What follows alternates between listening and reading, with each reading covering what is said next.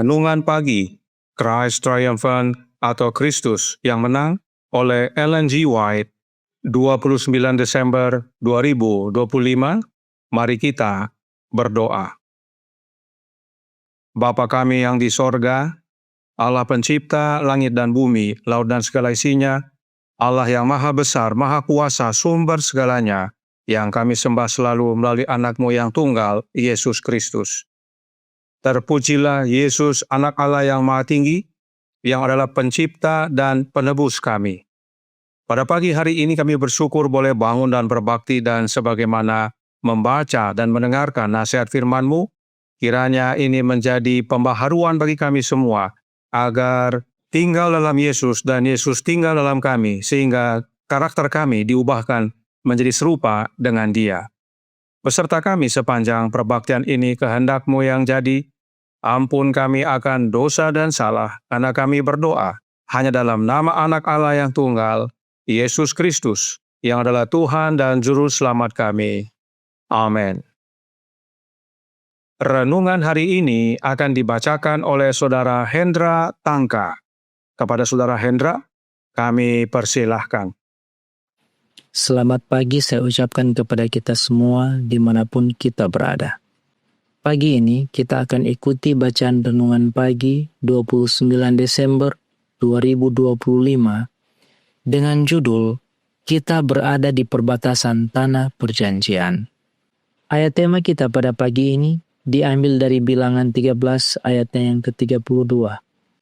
Juga mereka menyampaikan kepada orang Israel kabar busuk tentang negeri yang diintai mereka, dengan berkata, negeri yang telah kami lalui untuk diintai adalah suatu negeri yang memakani penduduknya. Saat pekerjaan terasa paling berat adalah saat yang tepat untuk menguji kekuatan rohani dan kebijaksanaan setiap pekerja. Ketika kesulitan muncul di cabang manapun dari pekerjaan tersebut, yang pasti akan terjadi, karena gereja yang militan bukanlah gereja yang menang. Seluruh sorga sedang mengamati untuk melihat apa yang akan terjadi pada mereka yang dipercayakan dengan tanggung jawab suci. Beberapa akan tersandung, beberapa akan mendengarkan roh-roh penyesat, beberapa akan memilih kegelapan daripada terang karena mereka tidak setia kepada Allah. Seperti guru mereka yang tinggal di dalam Kristus tidak akan jatuh atau putus asa. Sekarang, ketika kita berada tepat di perbatasan tanah perjanjian, janganlah ada yang mengulangi dosa para mata-mata yang tidak setia. Mereka mengakui bahwa tanah yang mereka tuju untuk dilihat adalah tanah yang baik, tetapi mereka menyatakan bahwa penduduknya kuat, para raksasa ada di sana, dan bahwa mereka sendiri bagaikan belalang di mata orang-orang dan di mata mereka sendiri. Semua kesulitan diperbesar menjadi rintangan yang tidak dapat diatasi. Mereka membuatnya tampak sebagai kebodohan dan kesombongan untuk berpikir untuk pergi dan memiliki tanah itu. Tetapi Kaleb menenangkan mereka di hadapan Musa dan berkata, kita akan maju dan menduduki negeri itu, sebab kita pasti akan mengalahkannya. Ini adalah bahasa iman. Namun, para mata-mata yang telah berbicara dengan nada mengecilkan hati tidak boleh dihalangi dalam upaya mereka untuk mencegah umat maju dalam melakukan firman Tuhan. Mereka membesar-besarkan kesulitan hingga seluruh jemaat menjadi gila karena putus asa dan ketakutan. Di tengah semua ratapan dan kepahitan perasaan, Kaleb dan Yosua berkata kepada jemaat, negeri yang kami lalui untuk diintai itu adalah luar biasa baiknya. Namun, umat itu ingin mempercayai yang terburuk. Dan sementara suara Kaleb yang nyaring terdengar di tengah keributan, mereka berdiri dengan batu di tangan mereka untuk memukuli orang-orang yang memberikan kesaksian yang benar. Sementara umat itu menyimpan keraguan dan mempercayai mata-mata yang tidak setia, kesempatan emas bagi Israel berlalu begitu saja. Akankah di hari-hari terakhir ini tepat sebelum kita memasuki Kanaan surgawi, umat Allah akan menuruti roh yang telah diwahyukan oleh Israel kuno. Orang-orang yang penuh keraguan, kritik, dan keluhan dapat menabur benih ketidakyakinan dan ketidakpercayaan yang akan menghasilkan panen yang berlimpah. Sejarah Israel ditulis untuk menjadi peringatan bagi kita yang akan menghadapi akhir dunia. Manuskrip 6 tahun 1892. Demikian bacaan renungan pagi kita pada pagi hari ini. Tuhan Yesus memberkati. Terima kasih atas penata layanan Saudara Hendra. Tuhan Yesus memberkati. Selamat pagi saudaraku dalam Tuhan. Agama itu bukan pengetahuan, tetapi melakukan. Apa maksudnya?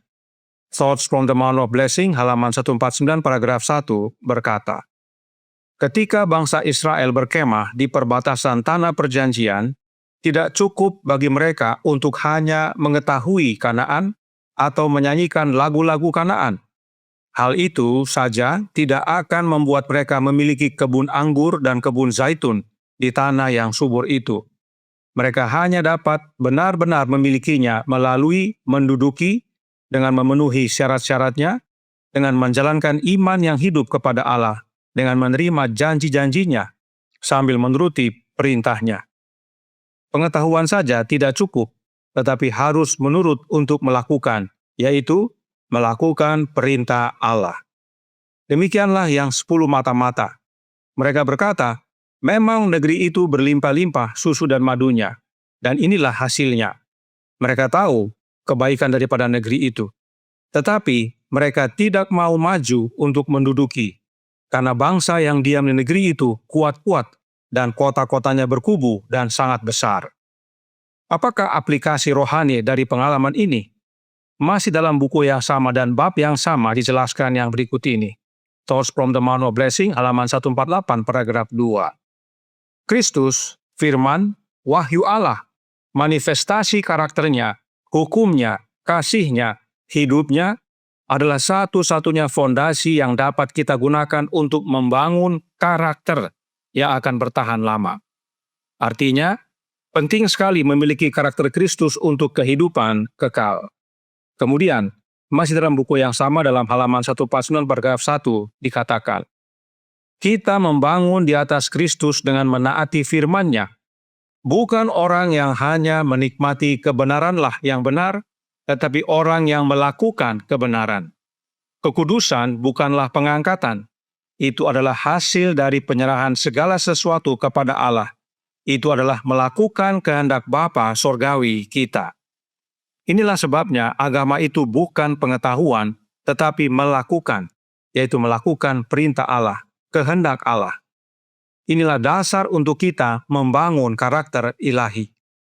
Banyak yang melihat bahwa karakter ilahi itu baik dan indah, tetapi banyak juga yang merasa tidak mungkin untuk manusia memiliki karakter ilahi.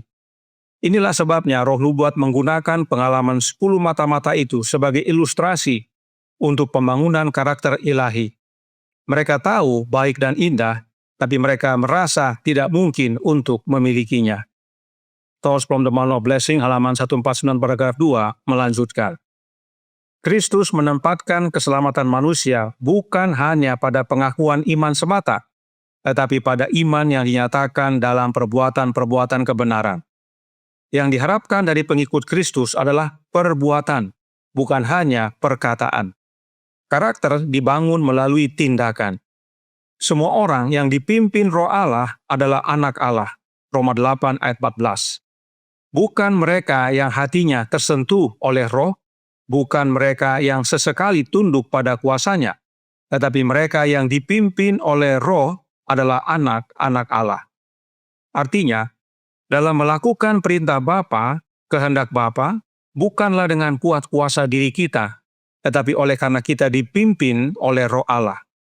Kata dipimpin ini penting sekali ditekankan oleh Roh Nubuat, sebab banyak orang yang hanya rindu dijamah oleh Roh Kudus. Banyak orang yang hanya ingin menerima kuasa Roh Kudus. Tapi banyak orang yang tidak mau dipimpin oleh Roh Kudus. Dalam menyatakan iman kita oleh perbuatan, kita harus dipimpin oleh Roh Kudus. Sebab karakter dibangun melalui tindakan, yaitu tindakan yang dipimpin oleh Roh Kudus.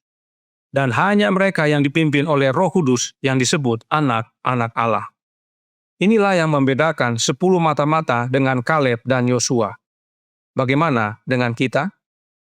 Roh Nubuat menasihatkan dalam Thoughts from the Mount of Blessing halaman 150 paragraf 1. Tetapkan hatimu untuk menuruti apa yang kamu ketahui dari firman Allah. Kuasanya, hidupnya sendiri, berdiam dalam firman-Nya. Saat kamu menerima firman itu dengan iman, firman itu akan memberimu kuasa untuk menurut. Saat kamu mengindahkan terang yang kamu miliki, terang yang lebih besar akan datang. Engkau sedang membangun di atas firman Allah, dan karaktermu akan dibangun menyerupai karakter Kristus. Itu sebabnya Kaleb dan Yosua berkata dalam Bilangan 14 ayat 8 dan 9. Jika Tuhan berkenan kepada kita, maka Ia akan membawa kita masuk ke negeri itu dan akan memberikannya kepada kita. Suatu negeri yang berlimpah-limpah susu dan madunya. Hanya janganlah memberontak kepada Tuhan dan janganlah takut kepada bangsa negeri itu, sebab mereka akan kita telan habis. Yang melindungi mereka sudah meninggalkan mereka. Sedang Tuhan menyertai kita. Janganlah takut kepada mereka.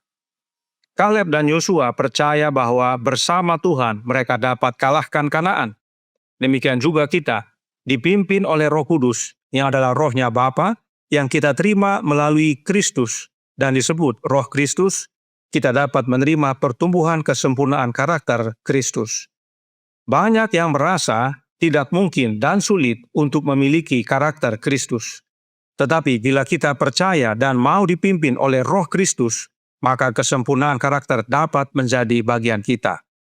Itu sebabnya renungan pagi hari ini berkata dalam Christ Triumphant halaman 370 paragraf 3. Sekarang, ketika kita berada tepat di perbatasan tanah perjanjian, janganlah ada yang mengulangi dosa para mata-mata yang tidak setia. Mereka mengakui bahwa tanah yang mereka tuju untuk dilihat adalah tanah yang baik. Tetapi mereka menyatakan bahwa penduduknya kuat, para raksasa ada di sana, dan bahwa mereka sendiri bagaikan belalang di mata orang-orang dan di mata mereka sendiri. Semua kesulitan diperbesar menjadi rintangan yang tidak dapat diatasi. Mereka membuatnya tampak sebagai kebodohan dan kesombongan untuk berpikir, untuk pergi dan memiliki tanah itu. Tetapi Kaleb menenangkan mereka di hadapan Musa dan berkata, kita akan maju dan menduduki negeri itu, sebab kita pasti akan mengalahkannya. Kita sudah tiba di perbatasan tanah perjanjian, saudaraku dalam Tuhan. Dan kita bisa memiliki karakter sempurna Yesus Kristus, yaitu dengan menerima rohnya. Bekerja dalam hati kita hari demi hari, sehingga suatu pertumbuhan pengudusan oleh iman menjadi bagian kita, sampai saat Yesus datang kedua kali. Percayakah kita? Karenanya Roh Nubuat ingatkan dalam The Review and Herald tanggal 11 Juni tahun 1889 paragraf 8. Kita harus mencapai kesempurnaan karakter, atau kita tidak akan pernah mewarisi kerajaan sorga. Inilah hubungan aplikasi dari pengalaman 10 mata-mata yang tidak setia di perbatasan tanah perjanjian dengan karakter.